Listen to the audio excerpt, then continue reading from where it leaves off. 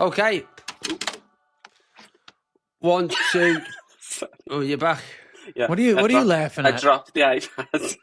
Jesus, Bradley, you're meant to be the technical guy. I know. You're the technical guy. You're fucking dropping things. Are you nervous because we told you that we wanted you to stay in the pod? Yeah, the whole Yeah, time? is that why? Oh, my Is God, that it was why? steaming up with stress.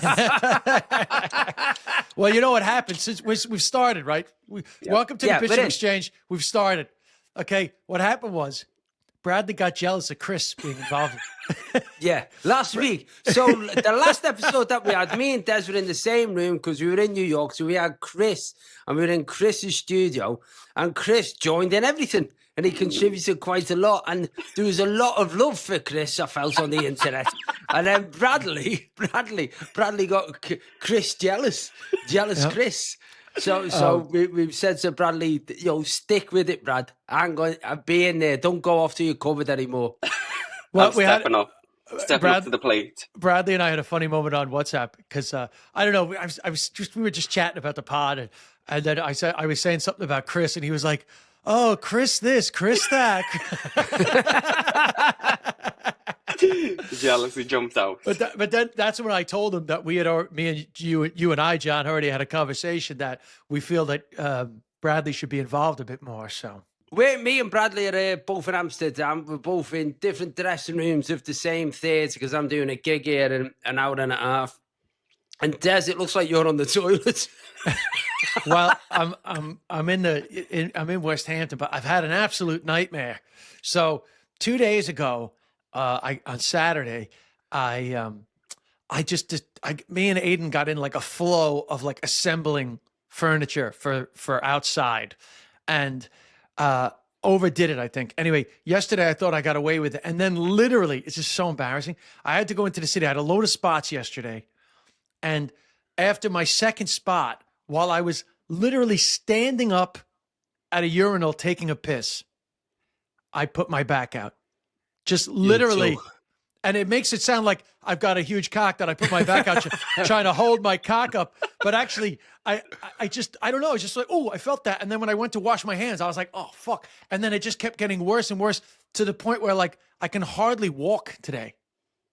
Did you carry on doing the gigs? I did my final 3 gigs. Yeah, I did the rest. But I made a couple of jokes about like, I was like, the thing about back pain, which this is true, but I also joke about this sometimes, like back pain makes you look like you've had a very severe injury. And then people are like, oh my God, what happened to you? And you're like, well, I was tying my shoe.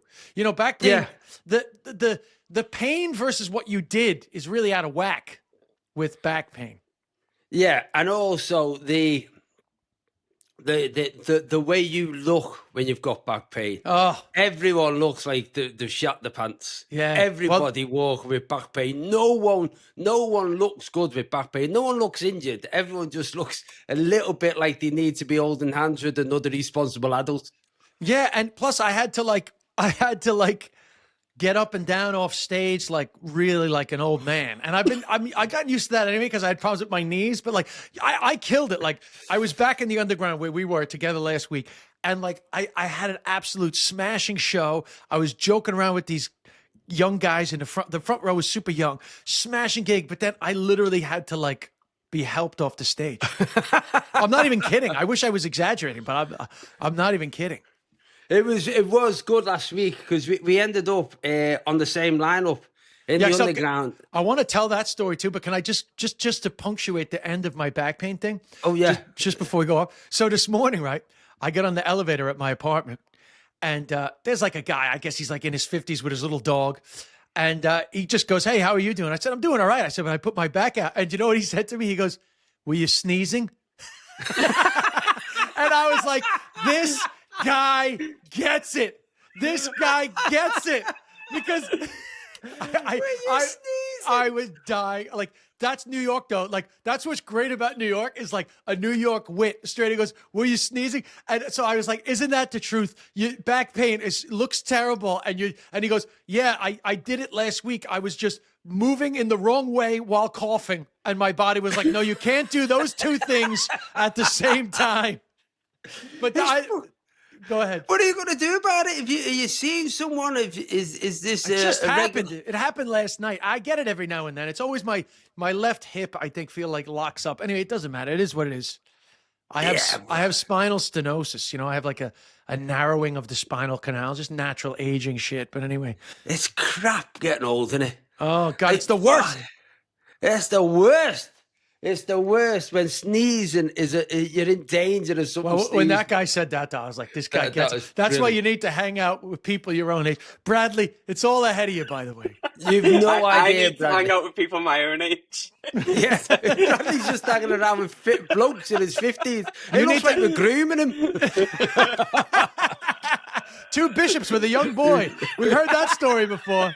We've heard that story. Not today when our father's gone. Oh, But he's God, gone. that's right. The conclave. I Yeah. felt almost connected to that because we had been joking around about bishops getting together to make decisions. You were saying that we were gigging last week. Oh yeah, no, it was just fortuitous. So I had a mad week. So I did the last show in London, and then I flew to Oslo, Stockholm, then Oslo, and then Munich. No, then I flew back to England. Then I drove up to watch Liverpool play. Then 4 hours up to watch Liverpool play. Then I drove back 4 hours and then got on a flight, flew to Munich, did a gig in Munich. Then flew the next day on Tuesday morning to New York. Did some gigs in New York on the Tuesday night where we were together. Then I recorded in the Comedy Cellar in New York on the Wednesday. Then I flew back on the Thursday and I flew back into Brussels, then I got a train up to Antwerp, did the gig in Antwerp, then got a train from Antwerp to here, Amsterdam, and then I'm flying home tomorrow. And I was worried about my carbon footprint, and then Katy Perry went to space. And now I feel like Greta Thunberg. I'm like, I could do that all over again 1,000 times. It wouldn't be as bad. Did you? That's a good opener for your shows. Well, this is the last gig of the tour tonight. So the only time I can ever say that joke ever again is tonight. But that's a But it's good good. clip. That's a good clip. Did you record that yet? You got to record that and put that up No, straight I away. We're going to do it today. Yeah, because the story's still hot. You need that story to be hot. Yeah. So, but that is the way the week was. So when I was there on Tuesday, because I was recording the special, so basically for people who don't know what that means, that's basically I recorded an hour. So the second half of my tour show, an hour in the Comedy Cellar, which we'll put up on YouTube in the next couple of weeks. And so on the Tuesday night, I wanted to be in the Comedy Cellar, just sort of running jokes to see if they would work and if they would land. And it just so happened somebody dropped out, didn't he? And you No, so what happened was I was upstairs doing a show in a different venue. I finished my set, and they have all these TVs where you can see all the venues. I saw that you were on, so I said I'll go down and watch John's set. You were having a killer set, doing jokes about vibrators, and which was great. And then I'm just like I still have my jacket. I never even took my jacket off. I was watching you. And then you finished. You hadn't got lit, but you didn't finish. Oh, that's right. Yeah. So for those that don't know, in the Comedy Cellar, particularly in the States, they're very strict on time because they're doing loads of shows. Everything's got to keep moving, right? So you get a light. Usually that means you have 2 minutes left. But also sometimes because the Comedy Cellar, everything's like the moving parts. There's so many different venues. You're not supposed to finish until you get lit. Right. But you had been on. I actually, funnily enough, I was thinking, shit, I think John's going over. I hope he knows where the light is. I was doing my like, look, I was like, what? I'm like, everyone knows I'm connected to John. Jesus Christ, John, don't fucking ruin my reputation. You're going over Don't ruin my timekeeping reputation. Yeah, you're going over time. They're going to be like, these fucking English guys don't know fucking anything about timekeeping. And anyway, so then. So Gray was the host, wasn't he? So you finished, you absolutely smashed, and you finished at the right time. Like that was the time to get off, right?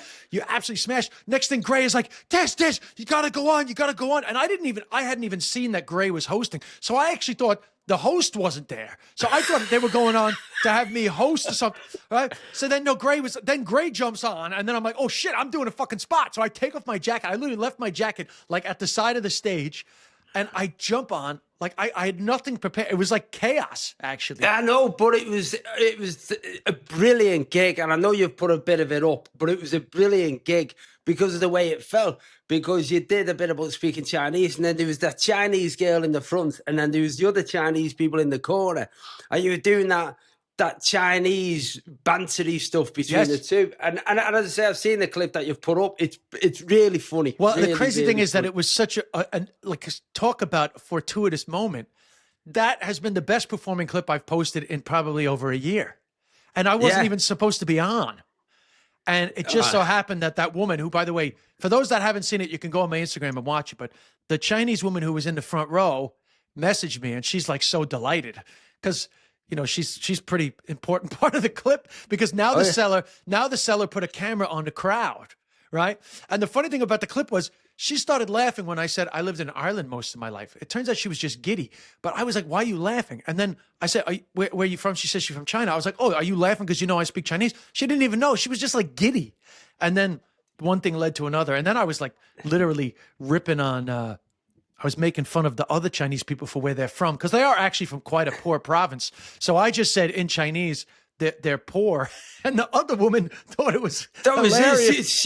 But she was so, because that's what happens with gigs as well, is if you get a good sort of leader of the band. So if you get somebody who's such a great energy and a good laugher, it carries everyone else. And that she was brilliant. Was she laughing a lot when you were on too? She was laughing a lot when I was on stage. So I wasn't aware. She was a real energy giver. Yeah, great. And that's what you want. You like the times when you walk on stage. Like when I was in Antwerp, so I'm backstage in Antwerp, I'm doing a theatre in Antwerp, and the people running the venue pulled me to one side before I went on and said, look, don't be too disappointed if nobody laughs. What? She said, well, we're Belgium. We don't really laugh as much as you might expect us to laugh at comedy shows. I went, really? But they were good, right? Oh, they were great. They were brilliant. Because she told me that, I played on it when I went on, and it kind of broke the ice a little bit. Broke the ice, yeah. It was funny. But that's what you mean when you get somebody with that energy. Because also, you don't get it the other way. You know, when you get people who sit at the front of comedy gigs and you think, you just don't want to be here. They're just miserable. And then but obviously, you don't know what's happened. They just had an argument with the missus or something like that, and they've come out and they've just sat there going, I fucking want to be here, don't want to be here, don't want to be here. But she was great. It is. I'd tell anyone to look at it. So but you funny. said something hilarious at that show that I wanted you to post, and then you didn't post it. We haven't got it yet. I had to request it. Oh, right. You know, when they send the clips, sometimes you can't you have to request to download them. Oh yeah, because coming soon. Do you remember what? Do you remember the? Yeah, it's about flying first class. Yeah, so you said you were going to do a bit about flying first class, and then you said, has anybody here flown first class? Somebody raised their hand, and what did they say? It's a Delta. It was the same girl. It was? Yeah. Oh my God, the gift that keeps on giving. For every show. Wow, she gave us both a happy ending. That's amazing. That's amazing. I think you can say that. I think you can. I can get away with it. That's on me. You can say that. It's fine.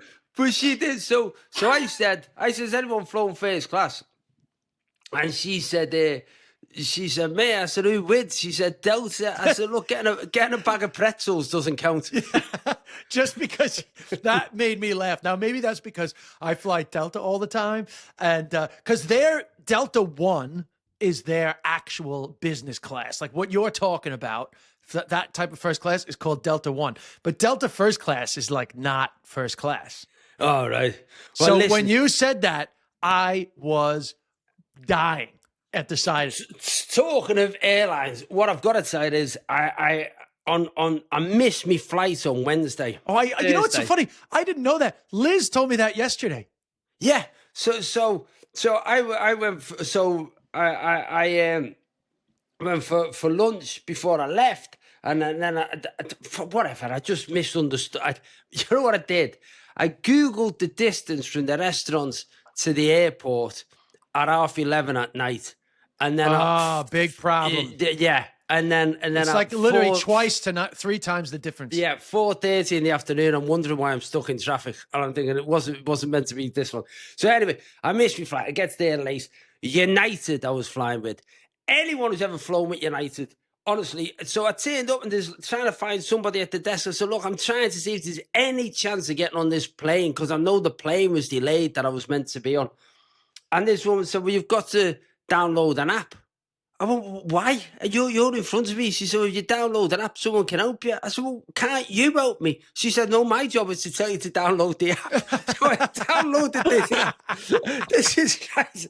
So I said, what happens now? She said, well, you ask it a question. So I said, can I get on the plane? And then this reply came back on, what plane? And then I told them I had to put my name and date of birth in. Then it said, your plane's, you're too late for your plane. So I said, can I get on another plane? And it just came back saying, you're too late for your plane. I was like, yeah, but can I swap planes? And it was like, this is ridiculous. So how did you, what happened? I flew with BA.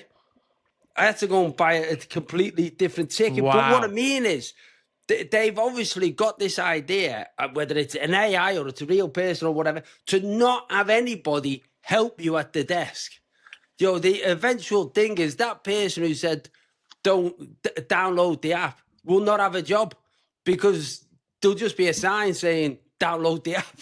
That's because it's just so frustrating. I'm never going with them again. If you learned anything, you should have known as a Liverpool man not to go with United. With United, yes. Yes. United beat you, man. Yeah. So as a week goes, it's been a very, very, very full week. That's a very hectic full week. As a result, we've done absolutely no prep. Yeah, but it's been a good week because, like last week, the other thing, which I think none of us have told Bradley, we met Bridget. Oh, that's right. We met Bridget, one of the great persons that messaged in the congregation. Really? She swears all the time? Yeah, she came to the gig. She messaged both. Yeah. No, nice. She was really nice. She was treasured really nice. member of the congregation. Yes. Yeah. She's our first official confessional. Yeah. She's a sister. Virgin. Sister Bridget. Sister Bridget. Yeah. Sister Bridget sounds correct. Actually. It does.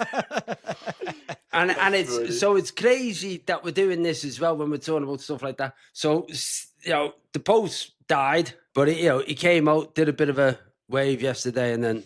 Well, he met J.D. Vance, and then he dropped dead. That was it. Yeah, that was enough to put him over the edge. Did people seen him yesterday? Yeah, he went out and waved at Mass. Wow. Yeah. At Easter Sunday Mass. It's a good way to go. If you're going to go. Yeah. Go the day after Easter. I mean, Easter is the day he's meant to come back. I think he decided to go the other way. Well, he waited another day. He waited another day. He was supposed to wait, what is it? He's supposed to wait 40 days, right? And then he could have ascended. Oh, right. You know? Isn't it? Well, was it 40 days later that Jesus ascended into heaven? Yeah. I've got to be honest. Someone, I don't know if either of you know this. Where's the egg thing from? Oh, actually, I don't know where that came from. Who's not like rebirth. Do you want to Google that, Bradley? I don't know. Google it, Brad, because to be honest with you, like if I was Jesus and you think, or even God, you say, I gave my son up for you sinners. And Jesus went, like, the miracle of the fact that I was resurrected, and all you do is look for chocolate eggs. That's the way, chocolate eggs. Just remember me that way. Because it's everywhere. It was all over, literally everywhere. And particularly, these countries, Belgium and Holland, where I've been this weekend, it's like you can't avoid it. Easter's it seems almost as big as Christmas. It says it has pagan roots because eggs have long symbolized fertility and rebirth in ancient culture. But in Christianity, the egg came to represent the resurrection of Jesus Christ. Okay. The shell symbolizing the tomb and the chick emerging as new life. Wow. I like that. I like that symbolism. Yeah. What? Talking about that, I'll send you something. Melanie sent me a little thing. We had a Budweiser fridge, a Budweiser beer fridge, and we converted it so that it would become an incubator. And we hatched some chicks in there, and we've still got one of the chickens that we hatched from there. I posted the thing with it the other day, Cleo, and we got so we've still got one of the chickens, but we hatched these rear eggs. You know what rears are? They're like ostriches. big, massive birds like ostriches. I'm talking 6 foot birds, and we had some of them in there. And she sent me a little clip. I'll send this to you later of one of the chicks hatching inside the fridge. Just an egg story. It's an egg connection. I'm just, you know what I mean? Excellent. Filling the episode up. Excellent. So anyway, it's a cheap pun, but no. What I was going to say about Easter is, because I got in trouble with my mother-in-law because, yesterday was Easter Sunday, and like I did not register that yesterday was Easter Sunday until about 6 days before Easter Sunday, and so I had put in for spots at the Cellar. And apparently she had said to Hannah weeks before, like, oh, we're going to do a thing for Easter Sunday. And I actually couldn't believe that it was that close to Easter Sunday, that Easter Sunday came into my consciousness, because it used to be such a humongous day in my family's life. Like for me, Christmas, Easter, and New Year's are like the 3 biggies. Yeah. And now Easter is just like, it doesn't. That'll change. That'll change that. What, you mean when we have kids? When you have kids, bro. I'm raising heathens, bro. No, I'm raising heathens. I like the fact that you think you've got a choice on it. Mate, you can't even walk up the stairs. No, one's gonna but listen to who do you think of in my marriage between me and Hannah is interested in raising Catholics? Yeah, it's fair enough. Fair enough. No, our kids are definitely not being raised Catholic. I hope I'm not offending anybody, but it's a personal choice. But we're not raising our kids religious. No, but yeah. Anyway, Easter will still be a thing. Oh, Easter itself. Oh, the Easter. Yeah, it's funny in America. You can say you're pagans and you're doing it for the pagan tradition. We did baskets, by the way. We didn't do Easter chocolate eggs, and in New York, it was chocolate Easter bunnies was more the thing than the actual like eggs, the shape of the egg. But we used to have to find the Easter basket on Sunday morning, not Easter eggs. What was in the basket? Tons of chocolate and Was like it? other Easter related confectionery. You're nodding, Brad. Is that what you did? No, I just was listening. All right. And I've just thought, when's Duck Apple? When's that? Is that Halloween. Easter? That's Halloween. Is that Halloween? Oh, bobbing for apples? Yeah, Bobbing yeah. for apples, yeah. Oh, right, yeah. Did they do the Tooth Fairy in America? They do the Tooth Fairy, yeah. I don't know what the current rate for the Tooth Fairy is. There's probably a tariff on the Tooth Fairy, isn't it? The Tooth Fairy. The Tooth Fairy. Tooth Fairy's gone bust. It's gone bust. Well, yeah. Elon Musk has come in and gone, fuck all these Tooth Fairy departments and cleared them all out. Yeah, the problem is that my fillings were made in China, so I don't know what I'm going to do. Exactly, mate. You got no chance. Don't let your head's gonna get cut off. I've been getting a lot of mileage out of tariff jokes, actually. I had a tariff joke in that clip that we were talking about.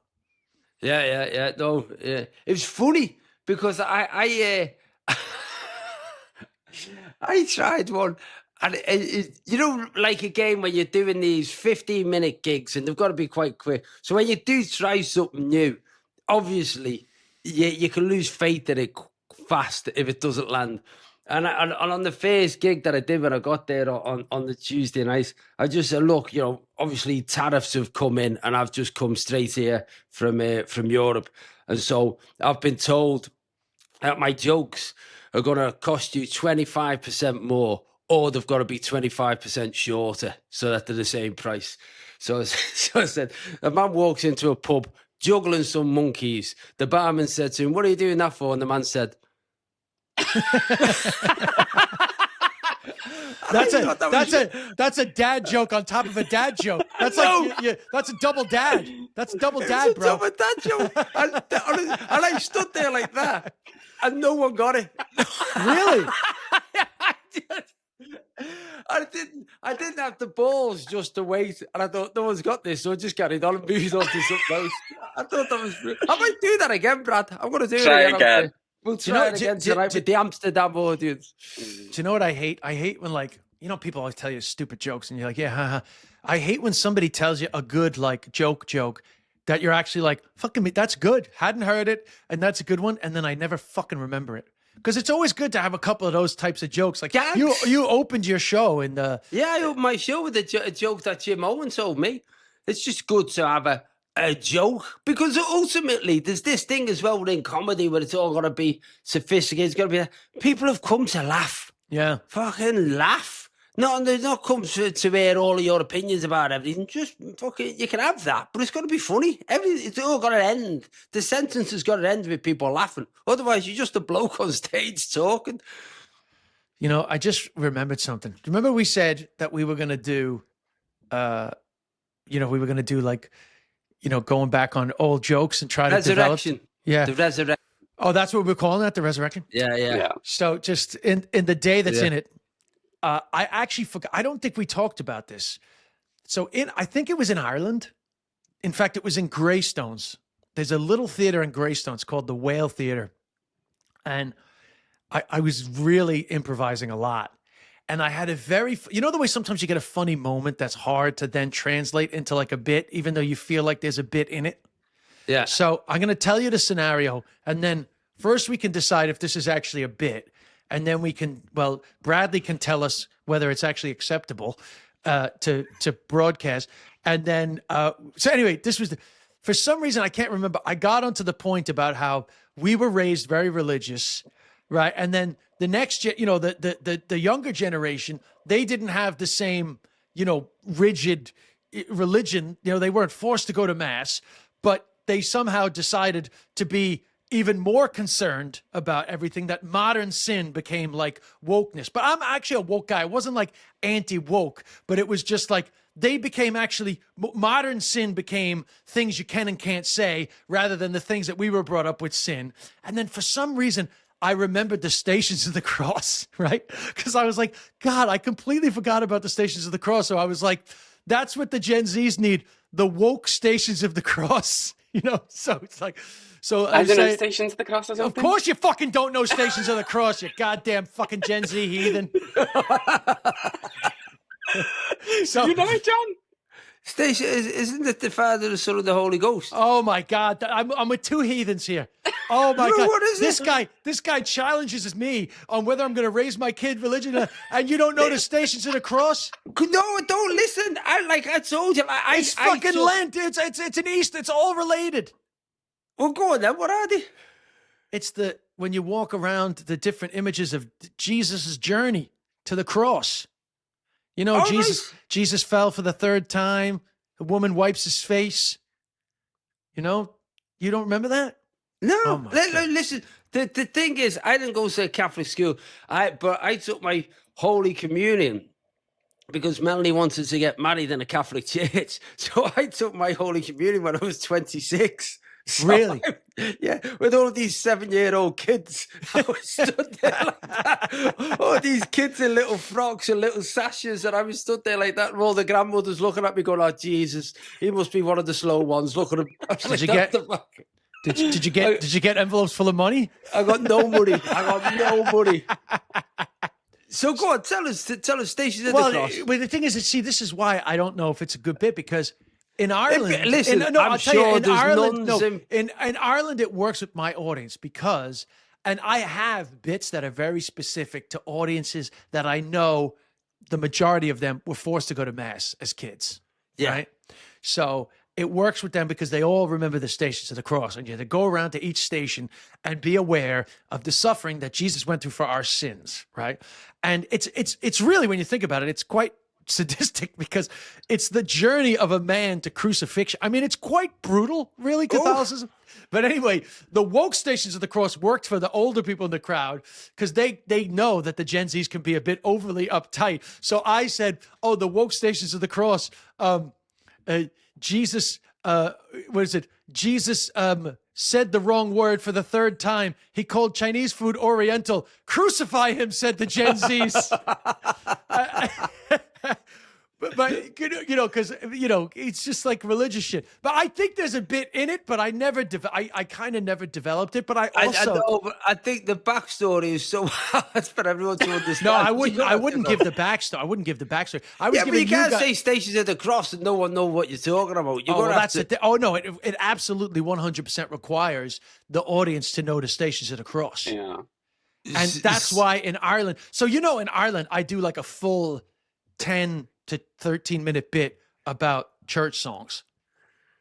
No. You've never seen that bit? I've never seen it. I've never seen it. Yeah, I have a full like church song bit that I can only do in Ireland, probably in Glasgow, and funnily enough, I've done it in Boston and Chicago. But it requires like over 50% of the people in the room to have been raised Catholic, because obviously it's still funny to people that weren't raised Catholic if over half the room are singing these songs, because it's a sing song. So I sing. Yeah. So you don't have any church songs in your head? Yeah, sing, what is it? Sing Hosanna. What is it? Sing Hosanna. Oh, Hosanna. Sing Hosanna. Sing Hosanna to the King of Kings. Yes. And what was the other one? I mean, there's a lot of It was them. light in his heart, keep him singing. Something like that. Is that a church song? Oh, it's I pray. Yeah. I can't remember that one. There was one about it. There was one that I used to like. I remember, because I remember being at school. I went back to my old junior school, and I only went back a couple of weeks ago. And I remember there used to be assemblies, and I used to really think I was a good singer, because every time there was sing, I used to give it a go. Yeah, me too. I love it. And everyone would look around, and it's obviously because they were going, "Who's the soft lad at the back there with the shit voice going, sing goes over, sing goes over." That's funny. So, okay. So, do you remember "Be Not Afraid"? It's a great I one. don't You know, for I titles. recognise the title. Get somebody out. Okay, hold on. Okay, hold on.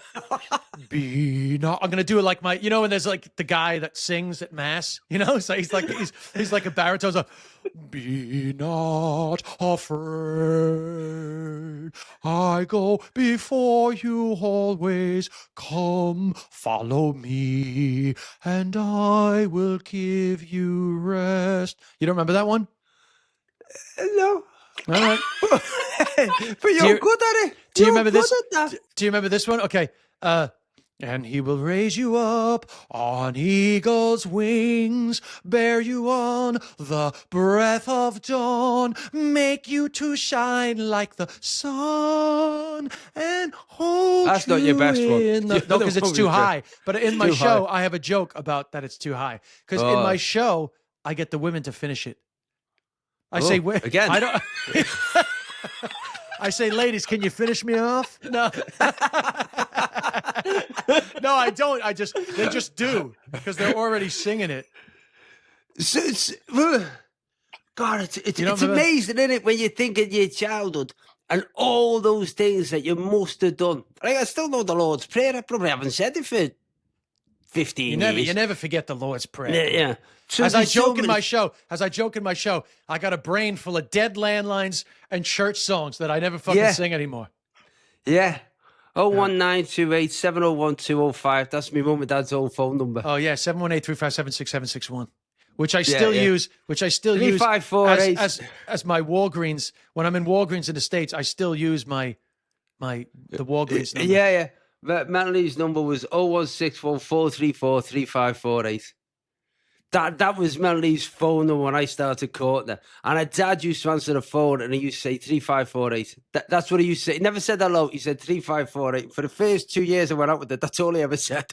3548. I'll go, is Melanie there? And then she'd come up. That was it.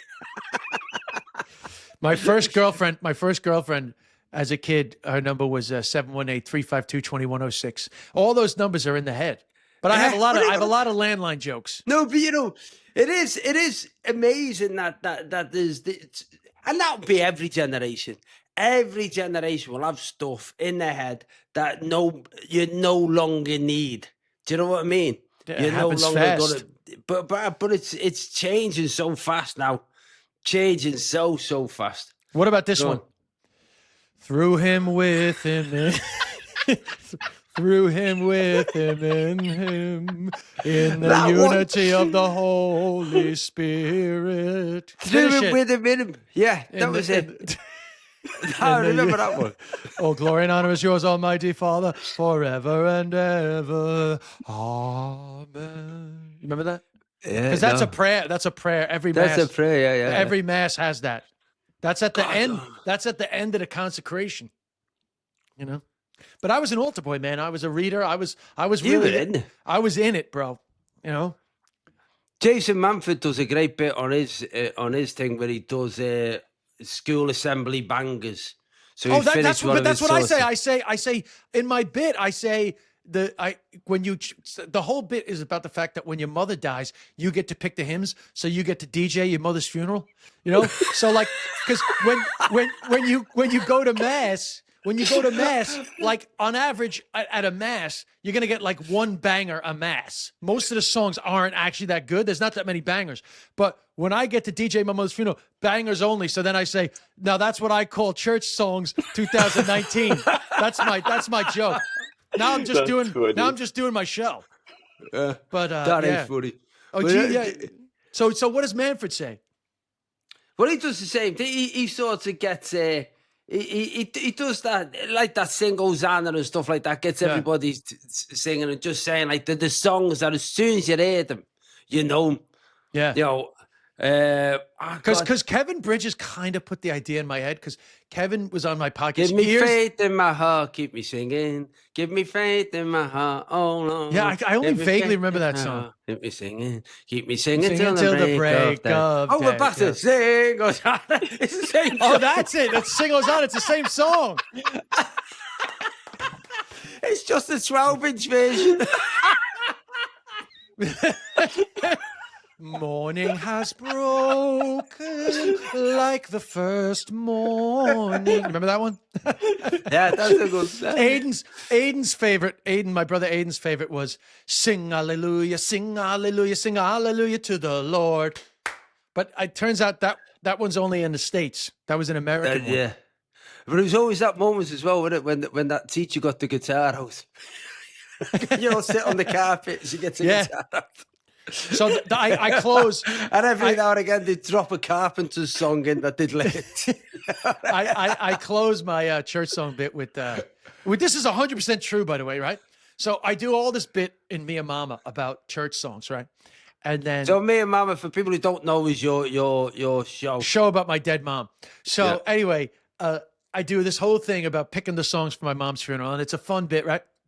So then this is 100% true story. So the pandemic screwed up the Mia Mama tour, because there was a 2-year gap between the first half of that tour and the second half.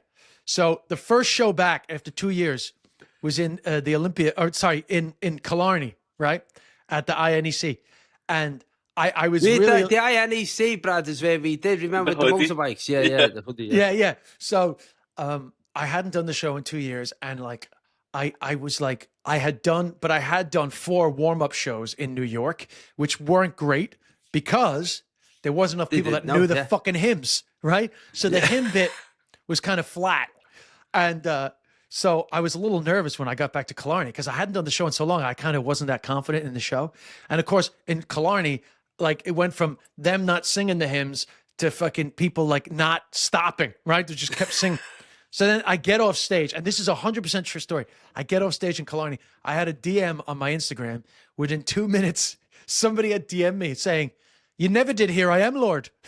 So I was joking, saying I went from people not singing to fucking people not being content with the amount of songs I sang. So the joke I say in the show is, I say it's a show about my dead mom, not Catholic karaoke. But then I do sing. I close that bit by singing "Here I Am, Lord," actually. Which is, do you remember that one? That was a cracker. Here I am, Lord, no? Yeah. Here I am, Lord. Is it I, Lord? Do you remember that one? No. Oh, God, that's a fucking top 10. You guys are done. No Stations of the Cross. No Here I Am, Lord. Yeah, on the day that the Pope died. On the day that the Pope Francis died, has all passed. I know. Unbelievable. Fucking, you're probably Protestant, Bradley. We should get the congregation to send in them singing their favourite hymn songs. Yeah. Yeah, See if favourite we've hymns. missed any. That'd be a good thing. That'd be a good thing to get some people singing a few hymns, or some songs that were sung in your school assemblies. Because there would have been other songs that weren't hymns. Yeah. Do you know what I mean? One bread, one body. You remember that one? No. Throughout the earth. The way you keep on saying, hey, come on, remember this? Like we're going to join in. Hey, and this one's for you.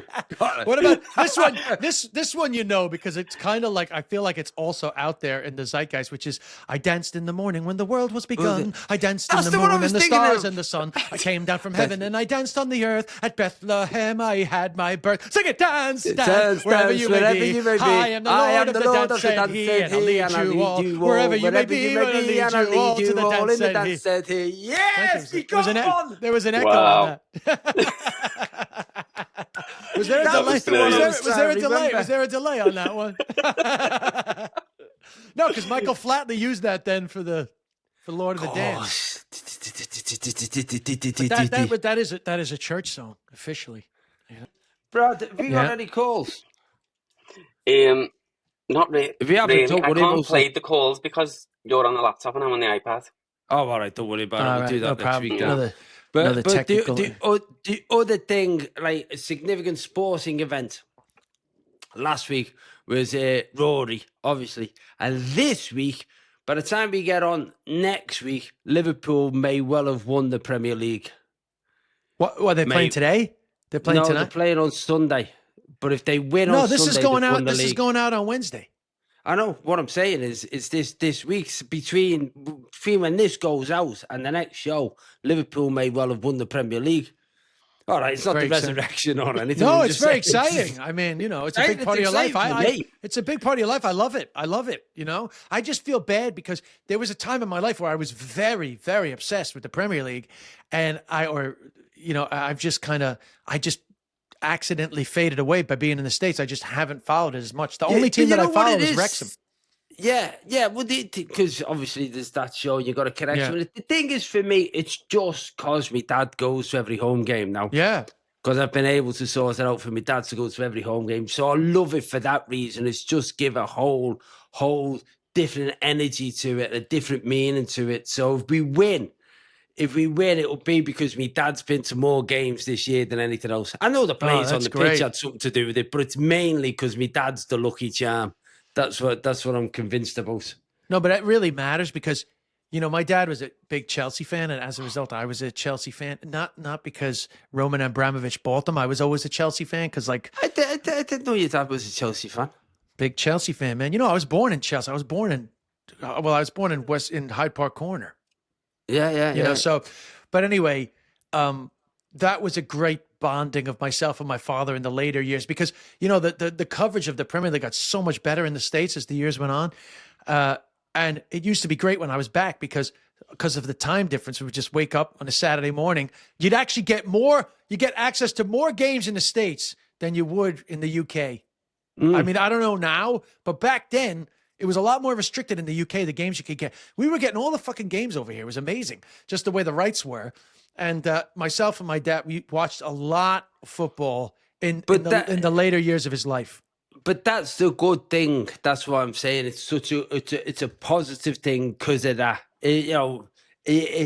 That's what sport gives you. It gives you something to connect with. And it's something that I'm grateful for, to be honest. But that is one of the things that I always talk about with grief is the sport with my dad is definitely one of the things that got me for a long time. I'm over it now. It's been a long time, but there would just be little sporting moments where for a fleeting second, you forget that they're gone and you want to like talk to them about the game or whatever. And then you're like, So actually Chelsea matches were a trigger for me for quite a while. Yeah. I would just get and Roger Federer when he won Wimbledon. Why was your dad into tennis as well? Yeah, we just really became obsessed with Roger Federer, you know, in those later years when he was retired and we just talk about sport all the time. Yeah. And I was a big Federer guy too. And then, you know, I used to, because my dad was so like defeatist. So Federer, you know, when Nadal started beating Federer all the time, every time Nadal would beat Federer, you know, he'd be like, Federer's fucking done, man. He's fucking done, man. So then when Federer won. I think Federer won Wimbledon like 2019. I can't remember, but it was years later, years after my dad died. Federer won Wimbledon, and that was a moment where I was like, "Fuck," you know. I wanted to be able to call him and be like, "Fucking done." It's like, "You've been done a long fucking time. Federer's still fucking winning Wimbledon. You've been dead for fucking years. Look who's back, motherfucker."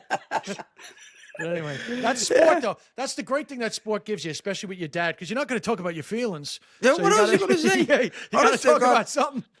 You will, every time I talk to me dad, if the conversation doesn't begin with "What's the score?" I don't think we've got anything to say. So listen. Next time that we catch up, all of this moving around will have settled a little bit because I'm done. Tonight is the end of this tour, and I'm done. So I'm getting this little podcast studio built in my house, which won't Wow. be ready.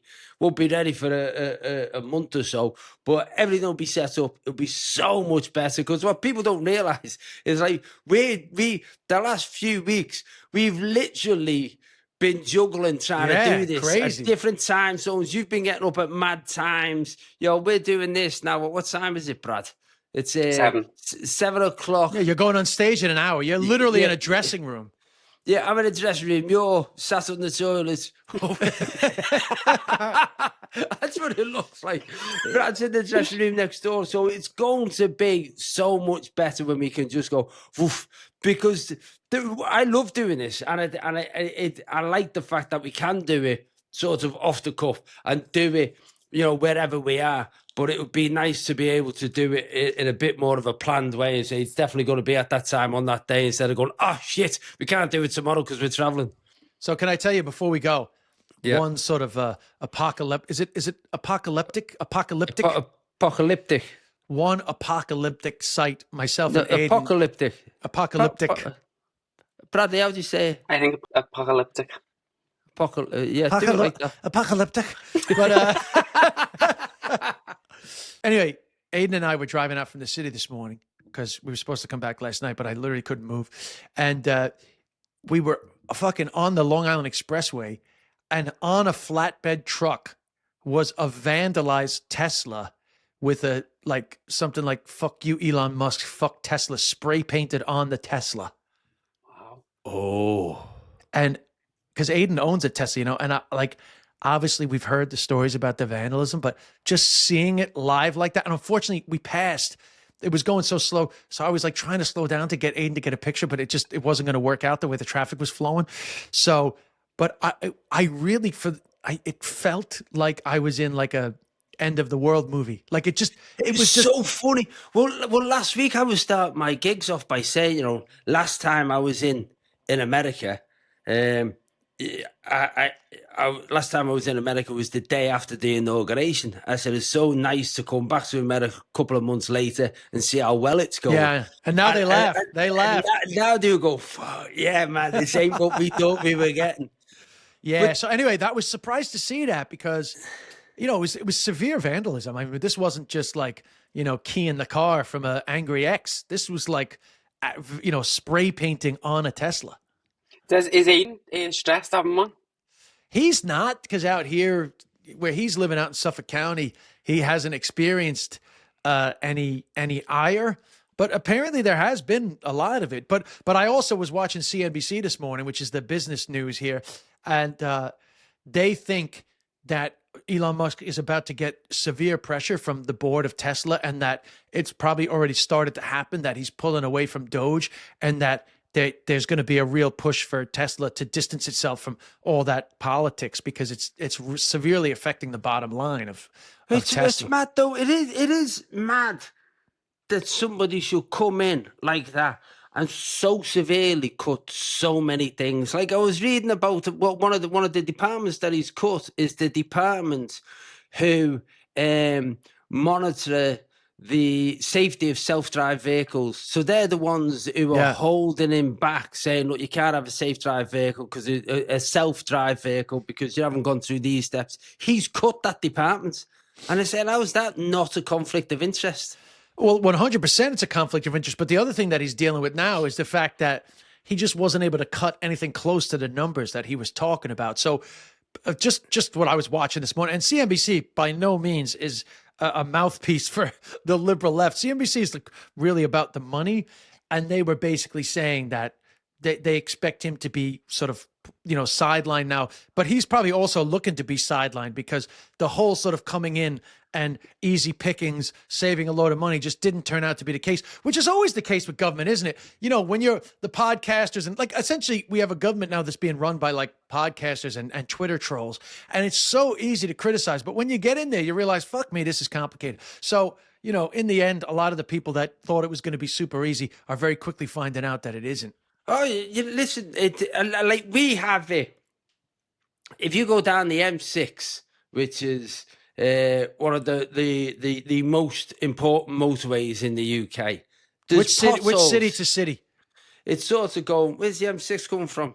It's coming from basically. He can't ask his generation. I don't know he the has name to of go on motorways. Google Maps. Yeah, he has to go on Google Maps. So the M6 goes all the way up basically to Carlisle down to Birmingham. Then you go on the M42 and then you connect the M40. So that's the route that I take going north. That route is motorway. That's about 350 miles of motorway, something like that. 300 miles of motorway. And there's potholes in them, like proper potholes. Like I ride a motorbike. They're the kind of potholes that if you hit them on a motorbike, there's a chance you're going to come off on the motorway. Now, that's only happened because of cuts that happened, not last week, but like 5 years ago. It takes that long for the infrastructure to start being affected by it. So some of the shit that he's doing now is going to have an effect in years to come.